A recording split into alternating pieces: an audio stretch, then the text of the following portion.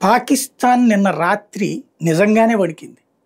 ప్రధానమంత్రి నరేంద్ర మోడీ త్రివిధ దళాలతో కూర్చోబెట్టి, దాంతో పాటుగా దేశంలోని ఇతర రక్షణ విభాగాలను కూర్చోబెట్టి, వాళ్ళకి పూర్తి స్వేచ్ఛ ఇచ్చారు అన్న మాట వినగానే వణికింది.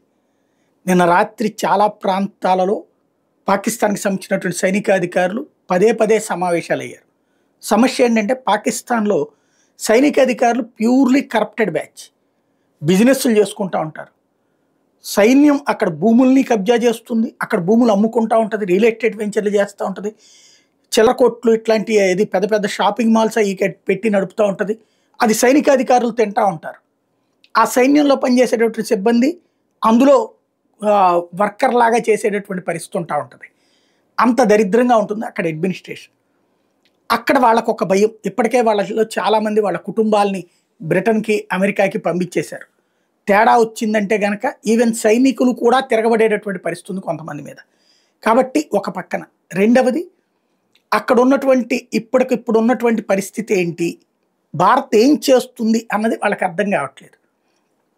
ఏదో ఒక ఎయిర్ స్ట్రైక్ చేసి వదిలేస్తుందా, లేకపోతే ఒక ల్యాండ్ స్ట్రైక్ చేసి వదిలేస్తుందా, అదైతే వాళ్ళకి ప్రాబ్లం లేదు. క్రిందసారి కూడా జరిగినాయి. ఆ జరిగినప్పుడు 4 రోజుల పాటు ఏడుస్తారు, లేదా వాళ్ళ మీడియా, వాళ్ళ సోషల్ మీడియా ద్వారా ప్రచారం చేస్తారు. వాళ్ళకి సంబంధించినటువంటి ఇక్కడ అనుయాయులు ఉంటారు కాబట్టి వాళ్ళు దాన్ని ప్రచారం చేస్తారు. ఇదే నడుస్తుంది. కానీ అంతకంటే ఏదో జరుగుతుంది అన్న భయం అయితే వాళ్ళని వెంటాడుతుంది. అదేంటో భారత్ చెప్పదు, అదేంటో వాళ్ళు కనిపెట్టలేకపోతున్నారు. అదే వాళ్ళ అయోమయానికి కారణం.